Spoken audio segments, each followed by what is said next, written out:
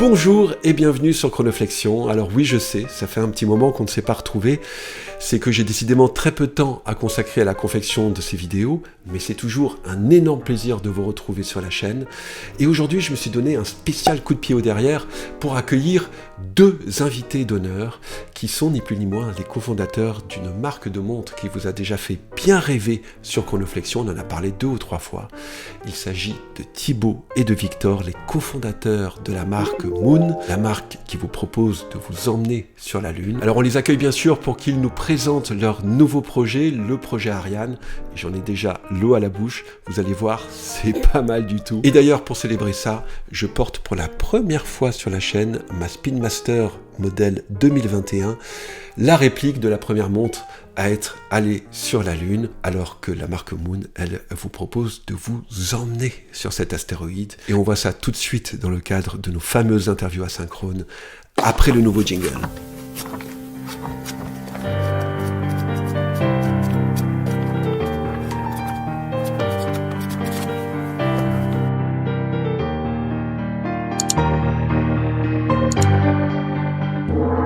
C'est absolument génial parce qu'on a les deux pour le prix d'un. Bienvenue sur Chronoflexion. Et je vous propose de commencer tout de suite avec cette question assez difficile, très technique. Pouvez-vous vous présenter en quelques mots ? Bien, bonjour Lionel et bonjour à toute la chaîne Chronoflexion. Bonjour à tous. Je vais peut-être commencer, je me présente donc Victor, 30 ans, j'ai fait différents parcours salariés et entrepreneuriaux dans le conseil, la technologie et les médias, avant de me lancer en 2020 dans l'aventure Moon, accompagné de Thibaut. Voilà, donc moi je m'appelle Thibaut, il s'avère qu'on est cousins avec Victor. Je suis légèrement plus jeune, passionné de tennis, un petit peu de piano. Victor est venu me voir il y a maintenant 3 ans avec une vieille lunge des années 80 et cette idée un peu folle de réinventer la phase de lune. Et je me suis dit pourquoi pas, et on s'est lancé dans l'aventure donc avec le projet Artemis, et aujourd'hui à l'aune du projet Ariane, donc 3 ans plus tard, pour cette interview. Alors encore une fois, bienvenue sur Chronoflexion. Merci de participer à cette interview asynchrone. J'aurais encore besoin de 2 éléments pour faire plaisir aux abonnés et compléter votre présentation. Quel est votre super-héros préféré et votre minéral préféré et pourquoi ? Alors, question hautement délicate. On a eu la chance de la recevoir avant, donc j'ai pu y réfléchir. Je vais choisir le docteur Manhattan de l'univers Watchmen. Pourquoi ? Au-delà du fait que ça soit un demi-dieu, évidemment. C'est surtout ces tourments qui vont m'intéresser, notamment la scène sur Mars, où on le voit créer librement, donc dans un espace libre de toute contrainte. Il forme et il déforme à sa convenance. Donc c'est un exercice créatif auquel il se prête, qui est assez intéressant. Mais surtout, il revient au réel, et il y a un retour en arrière du personnage qui se rend compte que créer dans son coin, c'est très peu satisfaisant finalement, et que ça se partage une création. Et il revient à l'humanité, il revient au réel, et cette démarche, je m'identifie quand même pas mal à ces dernières. Et un minéral ? Et un minéral. Alors le minéral, je vais prendre également eu le temps d'y réfléchir. Je vais prendre l'argile. Pourquoi ? Alors là, c'est plutôt une déformation professionnelle. Je travaille sur le logiciel Blender, un logiciel de modélisation 3D. Et on part toujours d'une forme brute, c'est-à-dire qu'on part d'un cube ou d'une sphère, et on vient déformer la sphère, la modeler, pour donner la forme qu'on souhaite au modèle. Et donc du coup, en partant de ce matériau brut, on arrive d'une manière, un composant argileux, à lui donner la forme que l'on souhaite, donc un beau minéral. Alors c'est marrant parce qu'avec cette première réponse, on sent déjà à quel point vous faites attention aux détails et au sens de chaque chose. Il n'y a rien qui est laissé au hasard, ou presque rien, un petit peu comme le docteur Manhattan le ferait. J'aime beaucoup l'image de l'argile, mais moi j'aurais vu plutôt une pierre de lune ou une opale blanche, par exemple, à méditer. Mais l'image de l'argile me va très bien, et d'ailleurs ça va très bien avec votre dynamique créatrice et participative. Mais je vous propose de rentrer tout de suite dans le vif du sujet, et avec cette question challenge, est-ce que vous pouvez nous pitcher votre nouveau projet Ariane en moins de 2 minutes ? Alors, pitcher les projets Moon, je vais peut-être, mais moi, être très synthétique en une phrase, réinventer une nouvelle fois la phase de Lune. Alors, Si je peux me permettre d'épiloguer un peu plus, l'objectif principal, c'est de co-créer, de bâtir de manière collaborative des collections à l'aide de la communauté.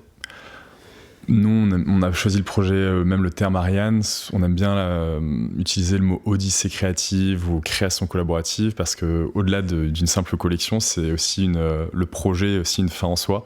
C'est-à-dire qu'on partage des questionnaires, on partage aussi les difficultés qu'on rencontre à travers ce projet. Et c'est aussi ça les projets Moon, c'est ce partage constant, ces allers-retours avec la communauté. Plus concrètement, pour ceux qui nous connaissent un peu moins, on met à disposition des outils digitaux, un peu comme des jeux vidéo, mais à notre échelle, le plus immersif possible pour permettre justement à la communauté de créer librement. Mais on met aussi à disposition des questionnaires, on pose des questions d'ordre technique, de prix, des questions sur l'aspect écologique. On met tout sur la table et l'objectif, c'est justement que la communauté en fait, oriente les projets, oriente les collections. Donc voilà un peu le projet Moon en 2 minutes. Et si je me permets de rebondir plus spécifiquement sur Ariane, ce qu'on a essayé d'insuffler aussi dans ce projet, c'est aller un peu plus loin que le premier projet Artemis et créer une interface directe entre nous, ce qu'on est amené à réaliser, les designs, les dessins techniques, les modélisations, les recherches, et la communauté qui nous accompagne. Et à travers ces outils qu'on propose, c'est pas seulement un jeu, c'est plutôt une immersion complète dans ce difficile exercice créatif que nous, on est amené à réaliser a priori, et finalement qu'on propose aussi à la communauté pour les laisser aussi avoir le fin mot, ou du moins se projeter aussi dans cet exercice. Faut vous faire bosser aussi un petit peu, qu'on ne soit pas les seuls à trouver les idées, et que vous nous conseillez aussi un petit peu. Donc un projet résolument communautaire, avec une interface bluffante. Je recommande d'ailleurs à tout le monde d'aller y faire un petit tour. Je vais vous mettre l'adresse du site ici, pour que vous puissiez faire cette expérience immersive. En tout cas, moi, j'en ai eu plein les mirettes. Mais avant de revenir sur ce projet, une question que tout le monde se pose: qu'en est-il de votre projet précédent, le projet Artemis ? Comment se sont passées les commandes ? Où en êtes-vous des livraisons aujourd'hui ? Voilà, comment ça se passe ? Alors le projet Artemis, c'est une longue histoire. Ça a commencé donc 2020, justement quand Victor, comme je le disais, est venu avec cette lunch qui me brandissait en disant les Moonphase. Donc ça a commencé avec un an de tâtonnement où on a un peu découvert le secteur, on a rencontré des manufactures, des assembleurs, et on a créé donc notre première phase de lune. C'était une montre quartz avec le mouvement Ronda Normtech. Une quartz intéressante que finalement on n'a jamais proposé à la communauté. C'était les prémices, c'était les débuts. C'est aussi durant cette période qu'on s'est rendu compte que tout ce qu'on apprenait, les rencontres qu'on faisait, on avait envie de le partager. On avait envie d'en faire profiter tout le monde en fait. Victor était beaucoup sur format montre déjà à l'époque, et on a aussi découvert Code 41 qui nous a beaucoup inspiré.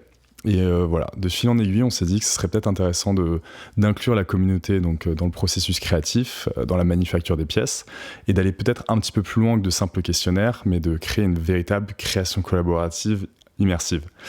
Donc on a lancé Artemis, c'était en 2021 donc, et pendant 1 an on a développé cette collection avec des allers-retours, plusieurs chapitres. Je vous invite à revivre toute cette création sur notre site pour développer donc ce modèle qui est le modèle Artemis, qui a été lancé donc sur Kickstarter pour ceux qui ont suivi en décembre 2022, donc il y a 1 an jour pour jour. Très beau succès, la communauté nous a vraiment soutenus dans cette initiative. Donc on a eu suffisamment de fonds pour créer des stocks, lancer la production, et donc pendant 1 an maintenant on a développé donc en série ce modèle, décliné en plusieurs modèles. Qu'on vient de livrer, c'est tout frais en octobre l'année dernière. Donc toute la communauté a été livrée.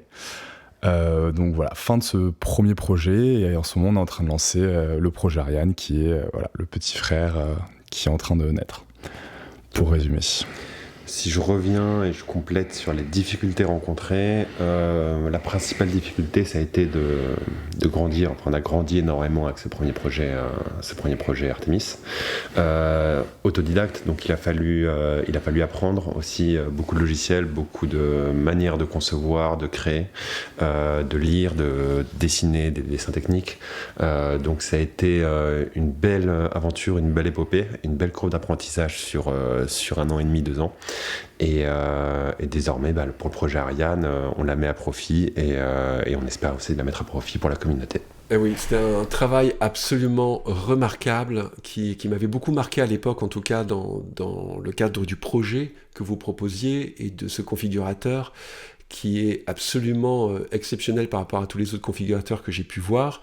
Et je me suis dit, tiens, là, il se passe vraiment quelque chose d'intéressant au niveau de l'engagement communautaire, mais aussi par rapport à la transparence, par rapport à chacun des détails que vous avez apportés à vos montres, et notamment à l'édition créateur, à l'édition éphémère. Elle est remarquable. Mais revenons maintenant sur votre projet Ariane, et encore une fois, vous mettez la barre très très haute, parce que votre configurateur, il est dingue, et tant au niveau des textes de présentation, que des visuels, que vous plongez l'utilisateur dans une atmosphère qui est complètement envoûtante. Vous nous proposez en fait un univers qu'on peut en plus s'approprier en participant à la création de la montre. C'est absolument génial. Alors ma question, elle va être très courte. Alors ce projet, c'est comme pour le projet Artemis ou c'est mieux encore ? Eh bien, déjà merci beaucoup, c'est très gentil. C'est vrai que pour cette nouvelle aventure collaborative, alors il y a déjà 3 ans d'expérience en plus. Il y a une équipe qui s'est agrandie avec l'arrivée de Nico qui nous aide à développer des outils aussi plus immersifs. Il y a une compréhension du secteur qui a beaucoup évolué. Donc voilà, le projet Ariane, ce sera Artemis en mieux, c'est-à-dire une collection aussi plus aboutie. On a beaucoup de retours clients, on a lancé un blog sur le site. Voilà, l'immersion est d'autant plus grande et on l'espère pour une collection qui sera encore mieux. Alors mieux, je sais pas, mais différent sans doute. En tout cas, si c'est mieux, j'adhère tout de suite. J'aimerais maintenant que vous nous parliez un petit peu de la manière dont vous réalisez ce type d'univers. Qui manage tout ça chez vous ? Est-ce que vous avez recours à des agences extérieures ? Est-ce que vous avez un cahier des charges précis ? Et à ce moment-là, ces agences vous proposent différents types de projets, vous en sélectionnez un. Comment ça se passe ? Je vais peut-être te laisser répondre à cette question en tant que leader artistique. Alors, tout est fait maison, pour répondre de manière claire, pour 2 raisons principales, si j'étaye un peu. La première, c'est une question de budget, déjà, parce que c'est un budget alloué à une composante marketing que l'on souhaite réserver pour autre chose, pour l'instant. Et la seconde, c'est plutôt une question d'agilité et de maniabilité du projet. C'est-à-dire qu'aujourd'hui, les univers évoluent énormément sur le site, si vous y allez. Et ils évoluent au fil des retours, au fil de la création. Et l'idée, c'est de déployer, que la création vive, et donc se déploie, que les univers changent et s'adaptent au retour et à la collection Ariane qui sortira. D'ailleurs, ça va, si je complète ce point, Ariane, ça va faire écho aussi à ce qu'on a souhaité insuffler dans l'édition. Il y a 2 composantes principales. Il y a Ariane telle qu'on le conçoit, c'est-à-dire la mythologie, le labyrinthe, le Minotaure et le fil d'Ariane. Donc le labyrinthe de la création que l'on parcourt actuellement et le fil conducteur dans lequel on est perdu, qui nous guide. Et on se perd, d'ailleurs, dans lequel on se perd souvent dans les équipes. Et évidemment, le Ariane en tant que conquête spatiale, la vaste collaboration de pays européens en vue d'innover et de créer quelque chose de nouveau, donc dans la conquête spatiale, la fusée, évidemment. Un positionnement un peu hybride un peu complémentaire, mais pas tant. Mais du coup, qui faudra trancher un moment. Voilà, c'est ça, qui amène un choix. Et ce choix, d'ailleurs, on l'a posé dans le dernier questionnaire. La conquête spatiale semble prévaloir sur l'Odyssée, et ça va orienter donc du coup l'univers qu'on va déployer, et évidemment le design de la collection. Okay. Alors, je retiens que tout est fait maison, et là, les gars, je suis de nouveau bluffé. et rebluffé parce que je connaissais déjà votre implication personnelle dans le projet précédent. La référence à Ariane aussi me plaît énormément. C'est la symbolique donc de ce fil d'Ariane que Ariane avait tiré pour que Thésée puisse retrouver la sortie du labyrinthe après avoir terrassé le Minotaure. C'est également la fusée Ariane.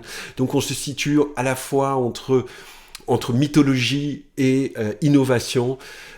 Je suis déjà conquis et comme toujours, vous faites appel à des notions très fortes, à des notions symboliques, à des notions ésotériques qui nous permettent de nous plonger dans une atmosphère magique et vivante à la fois. Vous êtes quand même bien enraciné dans le réel en nous proposant des innovations particulières comme ce gravage laser de la face de lune dans le projet précédent. J'aimerais maintenant que vous nous parliez un petit peu de la manière comment vous comptez embarquer de A à Z l'utilisateur du configurateur dans la création de cette montre Ariane. Quelles sont les différentes étapes du projet, les principales étapes du projet en tous les cas, et comment le configurateur va intervenir pour les réaliser? Alors le configurateur, concrètement, c'est l'exercice de la feuille blanche, c'est-à-dire qu'on a voulu confronter la communauté, les passionnés, donc vous, à cet exercice délicat de la création face à cette angoisse de la feuille blanche. C'est un outil qui permet de créer des montres parmi un panel qui avoisine 50 millions de possibilités, donc vraiment libre cours à l'imagination. Et en quelques clics, en 5-6 étapes, on est capable de créer un modèle parmi un large panel de choix, donc en changeant les aiguilles, le boîtier, les textures, etc. L'idée, c'est que visuellement, on puisse voir la montre qui évolue sous nos yeux en direct et voter pour un design. Le configurateur, c'est une étape parmi toute cette création collaborative qui va être accompagnée de questionnaires, d'autres itérations de ce configurateur par la suite. Le configurateur de lune qui sera peut-être live au moment de la vidéo. Donc voilà, ça fait partie de cette aventure, de cette odyssée. Mais voilà, c'était une longue haleine. On a perdu pas mal de cheveux en le développement, surtout Victor qui a dû modéliser pas mal ces 6 derniers mois. C'est vrai que on a voulu vraiment reproduire, comme disait Thibaut, l'exercice de la feuille blanche. Ça implique beaucoup de design, beaucoup de modélisation, beaucoup d'études techniques préalables, parce qu'on propose des choses qui sont faisables, et sur différents calibres, puisque ça va être aussi l'objet du premier configurateur, choisir et établir sur quel calibre on travaille. Donc il y a quand même beaucoup de possibilités, beaucoup de modélisation préalable, mais c'est un outil qui a vocation à être utilisé, c'est-à-dire que encore une fois, ça rejoint le point sur l'interface entre les dessins techniques et la communauté. C'est vraiment un outil de vote, un outil de projection, un outil de partage et un outil qu'on propose et qui viendra animer de manière récurrente le projet. Oui, donc encore une fois, votre projet ne va pas commencer pour l'amateur de montres au moment où lui va recevoir une montre toute faite. L'engagement communautaire se fait dès les premiers pas. Et d'ailleurs, cette phase d'engagement communautaire, pour moi, elle est primordiale dans l'histoire que cette montre va raconter une fois qu'on la portera au poignet. On pourra dire, ouais, tiens, moi j'ai choisi ce type d'aiguille ou ce type de lunettes. J'ai fait partie de ceux qui l'ont choisi et qui ont voté pour. Et on va se souvenir un petit peu de toute cette histoire que vous avez créée. Moi, je me pose la question de savoir comment interagit ce cadre artistique que vous posez avec la liberté des utilisateurs de choisir les différents éléments de configuration de la montre. Est-ce que, au final, vous seriez prêt à produire une montre qui serait voté par la communauté et qui ne vous plaît pas à vous? Alors on aime souvent à le répéter, mais évidemment la création c'est pas une somme de votes, c'est pas une approche quantitative de la création, ça serait dommage. C'est l'appréciation d'une tendance, c'est-à-dire que évidemment la création reste orchestrée par les équipes. On sait différencier, comme disait Thibaut, une envie de création un peu loufoque d'une véritable création. Ou d'une proposition d'une montre qu'on souhaiterait voir pour la collection. Donc nous, on discrimine par la suite, on apporte notre touche personnelle, et même plus encore, on a un travail a priori de design, c'est-à-dire que quand on propose un éventail de design, il y a déjà une discrimination a priori. Ça c'est pour répondre de manière assez directe à la question. Donc on orchestre encore on chapeaute tout le projet. Et plus encore, si je rebondis, il y a différentes manières de participer aussi au projet. C'est-à-dire qu'on a beaucoup de gens sur les forums ou qui nous envoient des mails et qui échangent avec nous sur comment ils voient l'avenir des projets Moon, ce que doivent être les projets Moon. L'orientation à donner à la marque, l'orientation à donner à la collection, est-ce qu'il faut la diversifier, est-ce qu'il faut travailler sur des nouveaux mouvements, des nouveaux calibres. Et ça, c'est super intéressant, c'est ce qui nous anime aussi. Les gens s'approprient le projet et il y a plein de manières de participer. Tout à fait, on écoute, on lit vraiment chaque retour et c'est vrai que ça, étant donné qu'on a un jeune projet encore très flexible, voilà, chaque retour influence réellement les tendances. Et au niveau de vos fournisseurs, est-ce que vous allez travailler avec les mêmes fournisseurs que précédemment ? Est-ce que vous visez toujours la meilleure qualité pour les tarifs les plus raisonnables possibles ? Alors merci. Tout s'est très bien déroulé avec nos partenaires. On chapeaute tout, c'est-à-dire qu'il n'y a pas d'intermédiaire, on est en direct avec les ateliers. On les a choisis pour évidemment leurs compétences en Park Machine, mais aussi pour leur qualité humaine, c'est-à-dire que ça s'est très bien passé avec notamment, je pense à JS Production, avec qui on travaille encore aujourd'hui. Ils ont été très patients, le projet a pris longtemps. Force de proposition sur beaucoup de design aussi. Force de proposition sur les méthodes de fabrication, sur leur déployer une expertise très spécifique sur nos demandes de design et de réalisation de dessins techniques en chaîne, c'est-à-dire que voilà, ça demande une patience, ça demande un accompagnement, ils sont vraiment partie prenante du projet. C'est pas simplement des partenaires ou des fournisseurs, ils sont vraiment partie prenante de l'aventure et c'est un plaisir de bosser avec eux. Après, c'est vrai qu'on ne s'interdit pas non plus d'ouvrir les chakras, de voir un petit peu, d'élargir les fournisseurs. On pense notamment à la boucle Ardillon, avec qui on pourrait peut-être travailler avec d'autres personnes. Ça dépendra aussi également du Swiss Made. Est-ce qu'on continue sur du Swiss Made ou non ? Et ça aura un impact aussi sur les fournisseurs si on part sur d'autres personnes. Donc voilà, on ne s'interdit rien, mais en tout cas, on est très satisfait de cette première collaboration. Est-ce que vous pouvez nous parler un petit peu plus d'un des détails de la future Ariane ? Les matériaux ou les composants qui seront utilisés ? Est-ce qu'on aura encore cette fois des détails qui tuent, comme par exemple, comme on avait eu avec le projet Artemis, avec la masse oscillante décorée, ou le gravage laser des phases de lune ? Pour ce qui est des détails qui tuent, on verra un peu comment se forme la prochaine collection. Mais ce qui est certain, c'est qu'aujourd'hui, tous nos efforts R&D, ou du moins la majeure partie de nos efforts, se concentrent sur la phase de lune. Il y a différentes manières de l'aborder, c'est-à-dire que la première phase de lune de la collection Artemis, c'était une lune réaliste et ça a été le grand défi, de trouver de nouvelles manières de concevoir une lune réaliste. Aujourd'hui, le défi se porte sur autre chose, c'est-à-dire qu'on va essayer évidemment de travailler sur des nouvelles manières d'animer, de lire et d'animer la phase de lune. C'est-à-dire que la collection Artemis est très dans les codes conventionnels de la phase de lune. Aujourd'hui, on a envie de les réinventer, on a envie un peu de bouger tout ça. Ça peut être par des phases de lune à aiguille, ça peut être par un disque squelette, ça peut être par des matériaux et des composants. Essayer de trouver des morceaux de météorites ou des morceaux de lune à ajouter au cadran. Il y a beaucoup de manières de réinventer la phase de lune. Modification du mouvement pour avoir une lune plus grande également sur le cadran. Modifier le SW 280 bits pour agrandir la phase de lune, ça c'est aussi très intéressant parce que là on a une surface de travail qui est exceptionnelle. Ou encore modifier la rotation, c'est-à-dire qu'aujourd'hui on a un 29,5, donc 59 dents. Essayer de travailler sur un disque avec une rotation 360, ce qui permet aussi une lisibilité plus grande du disque, une nouvelle manière de l'animer, une rotation plus récurrente.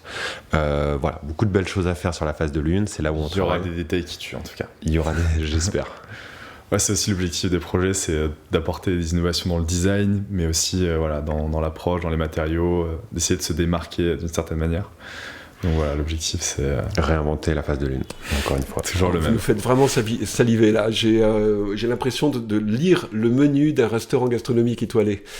Moi, j'ai vraiment hâte de voir tout ça. Est-ce que vous pouvez nous dire maintenant si cette montre apparaîtra sous une forme peut-être un petit peu plus originale que la précédente ? Plus moderne, certainement, ça dépend ce qu'on entend par moderne, mais ça dépend de vous aussi. Ça dépend aussi de vous. Si vous allez sur le configurateur de Lune, là, qui devrait être sorti au moment de la vidéo, il y a 4 grandes tendances qui se dessinent autour de la Lune, et ça rejoint ce qu'on a dit tout à l'heure, des nouvelles manières de la lire, de la concevoir, de la présenter, et ça va être aussi le grand défi du projet Ariane. Quel est le calendrier des prochaines étapes ? Alors les prochaines étapes, donc là on est au chapitre 1 de la création collaborative. L'objectif c'est un chapitre 2, c'est-à-dire les détails de la montre en janvier, un chapitre 3 qui seront les couleurs de cette collection en mars. Nous on ferait une commande prototype en début de l'année prochaine, on devrait recevoir les prototypes autour de mai-juin. Donc l'objectif c'est de sortir cette nouvelle collection avant l'été, au premier semestre de l'année prochaine. Voilà, la grosse échéance, évidemment, ça serait idéalement, mais ça va dépendre aussi de notre capacité à recevoir des prototypes en temps et en heure et à mener le lancement, puisqu'on est en équipe réduite. Ça serait d'avoir une livraison avant Noël 2024. Ça va être le gros enjeu du projet Ariane. En tout cas, on va être assez précis sur les deadlines et communiquer de manière plus récurrente, et on va s'efforcer d'annoncer quelque chose de tenable. Si c'est avant Noël, ce sera avant Noël. Eh bien, je vous souhaite tout le courage nécessaire pour arriver à tenir ces échéances. En attendant, est-ce que vous pouvez nous dire quelles seront les étapes les plus délicates du projet ? Alors, difficulté. La première difficulté, pour moi, elle est d'ordre technique, c'est-à-dire qu'on a beaucoup d'idées de design, beaucoup de choses à créer, beaucoup d'envie, et on se confronte au réel, on se confronte aux ateliers et aux capacités techniques à l'heure actuelle, c'est-à-dire qu'on arrive avec pléthore de design, pléthore d'idées, on discrimine et on se rend compte que c'est pas aussi simple. Donc il y a tout un processus de dessin technique et d'aller-retour permanent entre le design et les ateliers qui vient rythmer le projet. Après, au-delà de l'aspect technique, il y a aussi en toute transparence, réussir à créer une hype, réussir à créer un engouement, réussir à onboarder, on va dire, toute une communauté dans ce projet. Aujourd'hui, une montre, c'est pas juste une pièce qu'on a au poignet. Les gens ont envie d'avoir une histoire à raconter. Ils ont envie d'avoir plus qu'un simple garde-temps. Donc ça fait partie aussi des difficultés, ce côté peut-être plus marketing et réussir à fédérer une communauté, fédérer, Oui, c'est ça, et à élargir également la communauté, parce que les projets Moon vivent par cet engouement, et c'est vrai que ça fait toujours plaisir de voir la communauté grandir et s'affirmer. Et elle grandit. Grâce à ce genre de vidéos, grâce à Chronoflexion notamment. J'espère que cette première vidéo sur votre nouveau projet élargira votre communauté. En tout cas, c'était vraiment très très cool de participer à cet exercice. On vous souhaite tous bon courage pour la suite. Un projet à suivre, définitivement. Merci à Chronoflexion pour l'invitation, et peut-être pour ajouter encore une touche de transparence, parce que c'est dans l'esprit des projets. Vous avez dû voir la lumière évoluer au fil de l'interview. Ça a commencé à 14h. Voilà, on a commencé à 14h, il est 17h, on n'est pas très habitué à l'exercice. C'est une interview en différé, évidemment. Heureusement. Mais on a essayé de répondre aussi honnêtement et aussi sincèrement que possible. Et merci bien évidemment à Chronoflexion, qui a été le tout premier à faire une vidéo sur notre projet. C'était en avril 2022, donc ça remonte un peu. Et bien sûr, une prochaine vidéo avec lui pour le lancement en avril prochain. Avec grand plaisir. À bientôt. Bien, merci les gars. Sur ce, je vous souhaite à tous une très belle soirée, une très belle journée, et je vous dis à très bientôt sur Chronoflexion. N'oubliez pas le petit pouce en l'air, abonnez-vous, partagez cette vidéo et revenez nombreux. À très bientôt. Ciao.